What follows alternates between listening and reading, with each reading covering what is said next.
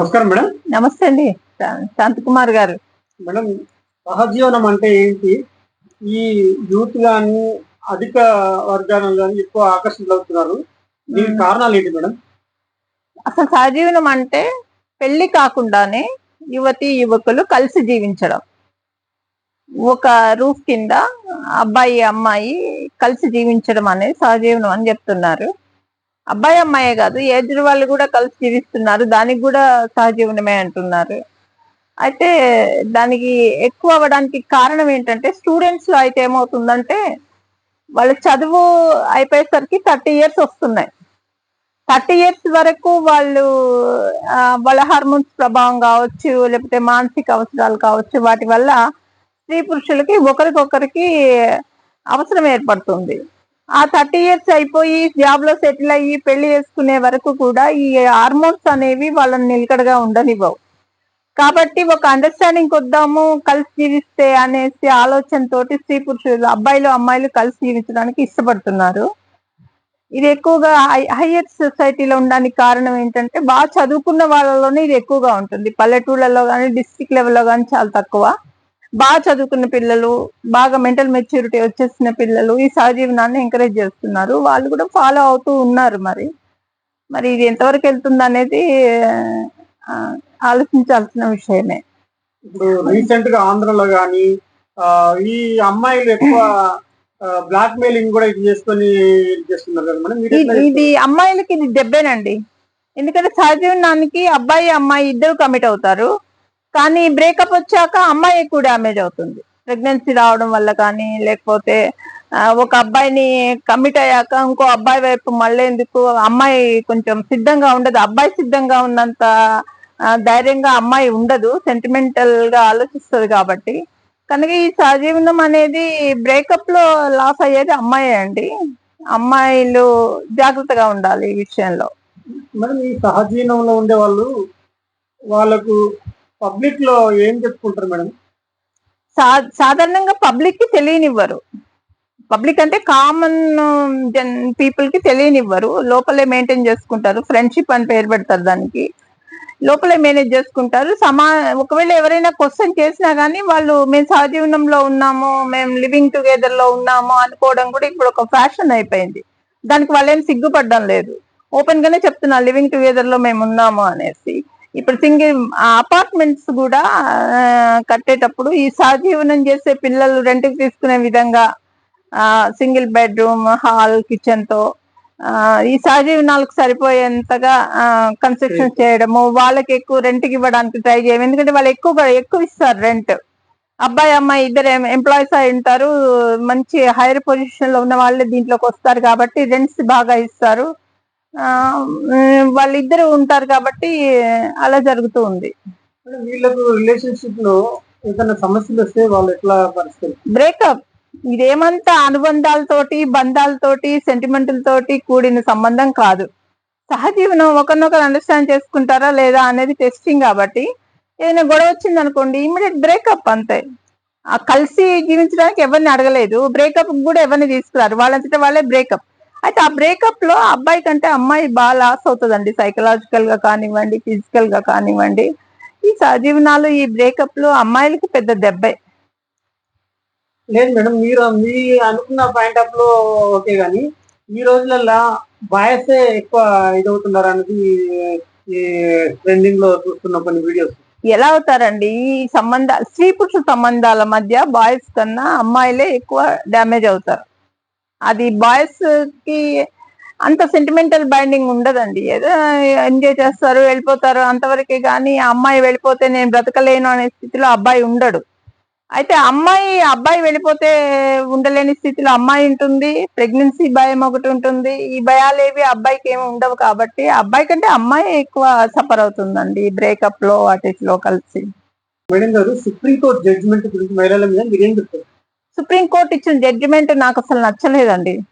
ఎందుకంటే అడల్టరీ లేకపోతే అక్రమ సంబంధాలు న్యాయబద్ధమైనవి అంటూ సుప్రీంకోర్టు జడ్జిమెంట్ ఇచ్చింది. కానీ అది అలా ఇవ్వాల్సింది కాదు, అది చాలా రాంగ్ జడ్జిమెంట్ అండి. ఎందుకంటే భారతదేశము అనేది ఏమిటంటే కుటుంబం మీద ఆధారపడిన సంస్కృతి మనది. ఆ కుటుంబం అనేది వైవాహిక బంధం ద్వారా ఏర్పడుతుంది. ఆ వైవాహిక బంధం స్త్రీ పురుషుల మధ్య ఉంటుంది కాబట్టి ఈ అక్రమ సంబంధాలన్నీ లీగలైజ్డ్ లేదా న్యాయబద్ధమైనవి అయితే ఇంకా సమాజంలో కుటుంబం ఎలా ఉంటుంది? కుటుంబం అంటే ఇప్పుడు ఒక అమ్మాయి భర్తను పిల్లల్ని వదిలేసి ఒక అతను భార్యను పిల్లల్ని వదిలేసి వాళ్ళిద్దరు సహజీవనం మొదలు పెడతారు. దానివల్ల అమ్మాయి వైపు 3 అమ్మాయిలు, అబ్బాయి వైపు 2 అమ్మాయిలు పిల్లలు లాస్ అయిపోతారు కదా. మనం చూస్తూనే ఉన్నాం ఎన్ని ఎగ్జాంపుల్స్. ఇప్పుడు మనం ట్రెండ్ నడుస్తా ఉంది, సహజీవనం అనేది ఫ్యాషన్, అది ప్రేమ అంటున్నారు. ప్రేమ కాదు, అది అవసరానికి సహజీవనం చేస్తారు. ఎందుకంటే భారతదేశము కుటుంబ వ్యవస్థ మీద ఆధారపడిన సంస్కృతి మనది. కుటుంబం అంటే ఒక పురుషుడు స్త్రీ మాత్రమే కాదు, అటువైపు అమ్మా నాన్న, ఇటువైపు అమ్మా నాన్న, అత్తమామలు అందరినీ చూసుకోవాల్సిన బాధ్యత, పిల్లల బాధ్యత తీసుకోవాల్సిన అవసరము భార్యాభర్తకి ఇద్దరికి ఉంటుంది. అటు పిల్లల్ని వదిలేసి ఇటు పెద్దవాళ్ళని వదిలేసి వెళ్ళిపోయి వేరే కాపురం పెట్టేసి వాళ్ళిద్దరూ ఇది పెళ్లి చేసుకోకుండా కాపురం పెట్టేసి మేము సహజీవనం చేస్తున్నాము అంటే ఈ పిల్లలు ఏమైపోవాలి? వీళ్ళని నమ్ముకున్న అమ్మా నాన్న ఏమైపోవాలి? అసలు కుటుంబం ఏమైపోతుంది? బంధువర్గాన్ని అందరినీ వదిలేసుకోవాలి. ఒక్క పురుషుడి కోసం స్త్రీ, ఒక స్త్రీ కోసం పురుషుడు ఈ కుటుంబాన్నే వదులుకోవాల్సి వస్తుంది. కానీ ఇది మనము గౌరవించాల్సిన విషయం కాదు. ఈ సహజీవనం అనేది మనం అపోజ్ చేయాల్సిన విషయము. తన సంసారాన్ని వదిలేసి వస్తుంది ఆమె, తను కూడా పిల్లల్ని భార్యను వదిలేసి వస్తాడు. అతను మళ్ళీ ఇంకో అమ్మాయి దగ్గరికి వెళ్తాడు, కానీ ఈ అమ్మాయి వెళ్ళలేదు. అందువల్ల ఇక్కడ కూడా స్త్రీలే లాస్ అవుతున్నారు. మరి మహిళా సంఘాలన్నీ ఏం చేస్తున్నాయి? దీన్ని అపోజ్ చేయాల్సిన అవసరం ఉంది కదా. ఈ సహజీవనాన్ని అపోజ్ చేసి పిల్లల్ని, కుటుంబాన్ని భద్రపరచాల్సిన అవసరం ఉన్న టైంలో సహజీవనం వల్ల వచ్చే లాభాలు ఏమిటి? ఒట్టి లైంగిక స్వేచ్ఛ తప్పితే ఏం రాదు అక్కడ. ఈ బాధ్యతలు వదిలేసి, పిల్లల్ని వదిలేసి, పెద్దవాళ్ళని వదిలేసి అక్కడికి వెళ్ళిపోయి ఆ అబ్బాయితో గడపడం, ఆ అమ్మాయి అతనితో గడపడం, ఆమెతో గడపడం, అదే లవ్ అని ఎక్స్పోజ్ అవ్వడం, దాన్ని ప్రేమ అనేసి సరే ఏదో జరిగింది లోపల జరిగిపోతుంది అనుకోవడానికి కాకుండా దానికి లవ్ పేరు పెట్టి వాళ్ళు ఏదో లవ్ సింబల్ గా ఫీల్ అయిపోతూ ఆ సమాజాన్ని ఎటువైపు నడిపిస్తున్నారు. అదొక ఏదో ఇల్లీగల్ కాంటాక్ట్స్ అంటే ఏవో ఉంటాయి, లోపల ఏవో జరుగుతాయి, అంతవరకే ఉంది ఇప్పుడు సమాజంలో. ఈ హైకోర్టు తీర్పు వల్ల అది లీగలైజ్డ్ అయిపోయింది. దానివల్ల ఒక చెడుని ప్రోత్సహించినట్లే అవుతుంది కాబట్టి మంచిని ప్రోత్సహించినట్లు అవ్వదు. కనుక సహజీవనాల్లో సుప్రీంకోర్టు ఆ తీర్పు ఇవ్వాల్సింది కాదు. ఆ తీర్పును ఎగ్నెస్ట్ చేస్తూ మరి మహిళా సంఘాలన్నీ ఏం చేస్తున్నాయి? మరి సనాతన ధర్మం అంటున్నారు, మన సంస్కృతి గురించి ఆలోచించే వాళ్ళంతా ఏం చేస్తున్నారు? ఎందుకంత కామ్ గా ఉండిపోయారు ఆ జడ్జిమెంట్ ఎగ్నెస్ట్ చేయకుండా? ఆ జడ్జిమెంట్ వెంటనే మనము క్యాన్సిల్ చేయాల్సిన అవసరం ఉంది కాబట్టి మనము ఉద్యమించాల్సిన అవసరం ఉంది. రకంగా మహిళలకు కూడా రైట్ ఉండొచ్చేమో. నిజమే, ఏవో కారణాలు ఉంటాయి ఒక పురుషుడు స్త్రీని ఆశ్రయించడానికి, స్త్రీ పురుషుడిని ఆశ్రయించడానికి. అయితే ఆ అవసరము పిల్లల భవిష్యత్తు కన్నా గొప్పది కాదు, తల్లిదండ్రి బాధ్యత కన్నా గొప్పది కాదు. ఒక అవసరం ఏదైనా ఉంటే అనివార్య పరిస్థితుల్లో చాటుమాటున ఏవో జరిగితే అది వేరు సంగతి. కానీ ఇప్పుడు దాన్ని లీగలైజ్ చేయడం వల్ల సమాజంలోకి ఎక్స్పోజ్ అవుతున్నారు. నేను అతనితో సహజీవనంలో ఉంటున్నానని ఒక ఆవిడ పిల్లల్ని, అమ్మ నాన్నని, అత్త మామల్ని అందరిని వదిలేసి వచ్చి అతనితో జీవిస్తూ ఉంటుంది. కానీ వీళ్ళంతా ఏమైపోతారు? ఒక చిన్నాభిన్నం అయిపోతుంది కదా కుటుంబ వ్యవస్థ. ఆ స్త్రీకైనా పురుషుడికైనా. ఇప్పుడు మనం ఎన్నో చూస్తున్నాం ఎగ్జాంపుల్స్. పిల్లల్ని వదిలేసి, తల్లిదండ్రులను వదిలేసి, కుటుంబాన్ని వదిలేసి మేము ప్రేమించుకున్నాము అంటూ వెళ్ళిపోయి కాపురం పెట్టేసి అది ఒక ప్రేమ అని ప్రూవ్ చేయడానికి ట్రై చేయడము, ఇవన్నీ అంత మంచి విషయాలు కాదు. సామాజిక వ్యవస్థకు ఇవి చాలా దెబ్బ. సో లీగలైజ్ చేయడము అనేది నేను ఒప్పుకోను. అందరం కూడా దాన్ని అపోజ్ చేయాలి అసలు. మరి ఎందువల్ల దాన్ని అపోజ్ చేయడం లేదో, మహిళా సంఘాలు ఎందుకు మామూలుగా కామ్గా ఉన్నాయో, సనాతనవాదులు, సంప్రదాయవాదులు ఎందుకని దీన్ని భరిస్తున్నారో, మరి దీనివల్ల వచ్చే లాభం ఏమిటో అర్థం కాకుండా ఉన్న పరిస్థితి. మేడం గారు, ఇంకొక విషయము, యువత సహజీవనం వెళ్ళే ముందు ఎలాంటి ఆలోచనలు కానీ ఎలాంటి డిసిజన్ తీసుకోవాలి? అసలు సహజీవనం అనేది రాంగ్ ప్రాసెస్. ఒకవేళ యువత అటువైపు ఆకర్షించబడుతుంది కాబట్టి అలా వెళ్లే ముందు ఏం చేయాలి మనం అని అంటే తీసుకోవాల్సిన జాగ్రత్తలు చాలా ఉంటాయి. సహజీవనంగా కలిసి జీవించడంలో ఒక రూఫ్ కింద అబ్బాయి అమ్మాయి ఉండడం తప్పు కాదు. ఆ రూఫ్ కింద ఫ్రెండ్స్ లాగా కూడా ఉండొచ్చు. ఆ ఫ్రెండ్స్ లాగా ఉంటూ ఒకరినొకరిని అర్థం చేసుకొని భవిష్యత్తులో ఒకరికొకరు హెల్ప్ఫుల్ గా ఉంటూ ఉండడం వల్ల నష్టమేం లేదు. అయితే ఎప్పుడైతే ఆ సహజీవనం లైంగిక జీవనంగా మారుతుందో అలాంటప్పుడు అబ్బాయి అమ్మాయి కేర్ తీసుకోవాల్సిన అవసరం ఉండదు. ఎలా అంటే ఇందులో సైకలాజికల్ బైండింగ్ అనేది ఉండదు, కేవలం ఫిజికల్ బైండింగే ఉంటుంది. ఈ సంబంధం పెళ్లి వరకు వెళ్తుందా, మధ్యలోనే బ్రేకప్ అవుతుందా అనే విషయం కూడా మనం చెప్పలేం. కాబట్టి పెళ్లి వరకు వెళ్తుంది అనే ఆలోచన కంటే బ్రేకప్ అయితే కూడా మనం స్టాండ్ అవ్వగలగాలి అనే ఆలోచన అమ్మాయిల్లో కలగాలి. మరి లైంగిక సంబంధాలు ఏర్పడినప్పుడు ప్రెగ్నెన్సీ రాకుండా చూసుకోవడం పెద్ద బాధ్యత. ఆ తర్వాత తను మోసపోకుండా ఉండడం, అంటే మొత్తం అతనికి ఆర్థికంగా కానివ్వండి, సామాజికంగా కానివ్వండి అన్ని దోచుకుని బ్రేకప్ అయ్యే లోపల అవన్నీ పోగొట్టుకోకుండా ఉండడం ముఖ్యం. సహజీవనం అంటే మరి అది ఫ్రెండ్షిప్ కిందకైతే రాదండి. ఫ్రెండ్షిప్ అంటే ఎంతమంది అమ్మాయిలు అబ్బాయిలు ఫ్రెండ్స్ గా ఉంటారు, వాటి వల్ల ఏం నష్టం ఉండదు. ఒక రూఫ్ కింద ఉండడం అనేది ఇప్పుడు మనకి ప్రాబ్లం అవుతుంది. కాబట్టి ఇది ఎంకరేజ్ చేయాల్సిన విషయం కాదు. ఎంకరేజ్ చేయాల్సి వచ్చినప్పుడు ఏం చేయాలంటే జాగ్రత్త పడాల్సింది అమ్మాయే ముందుగా. అబ్బాయి బ్రేకప్ చెప్పేసి ప్యాంట్ షర్ట్ వేసుకుని వెళ్ళిపోతాడు, కానీ అమ్మాయి అలా ఊహించుకోలేదు దాన్ని. సైకలాజికల్ గా బైండింగ్ ఉంటుంది. అమ్మాయిలకి ఎక్కువ సెంటిమెంటల్ గా ఆలోచిస్తారు అమ్మాయిలు. ఆ బంధాన్ని వదులుకోలేకపోతారు, ఆ బ్రేకప్ ని తట్టుకోలేకపోతారు. తర్వాత ప్రెగ్నెన్సీ భయం ఒకటి ఉంటుంది, దానివల్ల ఆరోగ్యాలు పాడవుతూ ఉంటాయి. కనుక అమ్మాయిలు సహజీవనాన్ని ఎంకరేజ్ చేయకూడదు. అనివార్య పరిస్థితులు వచ్చినప్పుడు మాత్రం తనకు తాను చాలా జాగ్రత్తలు తీసుకోవాలి. బ్రేకప్ కి సిద్ధమై ఉండాలి. పెళ్లి వరకు వెళ్తే పర్వాలేదు, అది వేరు సంగతి. కానీ ఎక్కువ శాతం 80% బ్రేకప్ అవుతాయి. ఆ బ్రేకప్ కూడా తను ప్రిపేర్ చేసుకుని సహజీవనంలోకి ప్రవేశించాలి. రీసెంట్ గా మనము ప్రాథమిక మాధ్యమాలు చూసాము, ముంబైలో మంచి లైఫ్ ఉన్న హీరోని సూసైడ్ చేసుకున్నారు. అంటే మైండ్ కానీ వాళ్ళు మెచ్యూరిటీ లేకనా? ఇట్లా మెచ్యూరిటీ లేక కాదండి. ఇండియాలో భారతదేశంలో అమ్మాయిలు ఈ లైంగిక జీవితం పట్ల, మ్యారీడ్ లైఫ్ పట్ల కొన్ని సెంటిమెంట్స్ ఉంటాయి వాళ్ళకి. ఒక అబ్బాయిని ప్రేమిస్తే ఆ అబ్బాయిని పెళ్లి చేసుకోవాలి, ఆ అబ్బాయితో జీవితాంతం ఉండాలి, ఆ అబ్బాయి ద్వారా సంతానాన్ని పొందాలి, ఇలాంటి సైకలాజికల్ బైండింగ్ ఉంటుంది. అది కొన్నాళ్ళు వాళ్ళిద్దరు కలిసి ఉన్న తర్వాత ఆ బైండింగ్ తెంపేసుకుని నీకు నాకు బ్రేకప్ అనేగానే అబ్బాయి తట్టుకున్నంత స్ట్రాంగ్ గా అమ్మాయి తట్టుకోలేదు. దానివల్ల ఆ పిల్లలు సూసైడ్ చేసుకోవడాలు, అప్సెట్ అయిపోవడాలు జీవితాన్ని. అందుకే చెప్తున్నాను, ఈ సహజీవనంలో ఉన్నప్పుడు స్త్రీ ముందు సైకలాజికల్ గా అమ్మాయి ప్రిపేర్ అయి ఉండాలి ప్రతిదానికి. ప్రెగ్నెన్సీ వస్తే అబార్షన్ కి, మరి బ్రేకప్ చెప్తే సైకలాజికల్ గా స్ట్రాంగ్ గా ఉండడానికి, వీటన్నిటికీ ప్రిపేర్ అయిన తర్వాతే సహజీవనం మొదలు పెట్టాలి. సహజీవనం అన్ని వేళల్లో సక్సెస్ కాదు, 80% సక్సెస్ కాదు, పెళ్లి వరకు వెళ్ళదు. కాబట్టి అమ్మాయి అన్నిటికీ ప్రిపేర్ అయితేనే సహజీవనానికి వెళ్ళాలి. అలా వేరే అమెరికా దేశాల్లో క్వశ్చనే ఉంటది. వాళ్ళు అన్నిటికీ 18 years నుంచే వాళ్ళు ప్రిపేర్ అయి ఉంటారు ఈ సహజీవనాలకి. వీటికి మనకేంటంటే ఈ కల్చర్ కొత్త. ఈ కల్చర్ లో ఉండే మెటీరియలిస్టిక్ ఆలోచనలు, ఈ కల్చర్ లో ఉండే ఒక విధమైన డ్రైనెస్ మనలో ఉండదు, అమ్మాయిల్లో ఉండదు. అమ్మమ్మ ఎలా బతికిందో, నానమ్మ ఎలా బతికిందో, అమ్మ ఎలా బ్రతికిందో తను అలా బ్రతకాలనుకుంటుంది. ఆ సహజీవనం వచ్చిన అబ్బాయితో పెళ్లి చేసుకుని పిల్లల్ని కానీ సంసారం చేయాలనే ఆలోచనలో ఉంటుంది. కానీ అవి ఉండవు, బ్రేకప్లు అయిపోతుంటాయి. సమస్యలు రావడం వల్ల వాటిని సహజీవనంలో సమస్య వస్తే పరిష్కరించుకోవాలనే ఆలోచన ఉండదు, బ్రేకప్ అంతే, వెళ్ళిపోతారు వాళ్ళు. అలాంటప్పుడు మరి అమ్మాయిలు చాలా జాగ్రత్తగా వ్యవహరించాలి. 90% అసలు సహజీవనాన్ని ఎగ్నెస్ చేయాలి అమ్మాయిలు, ఇష్టపడకూడదు.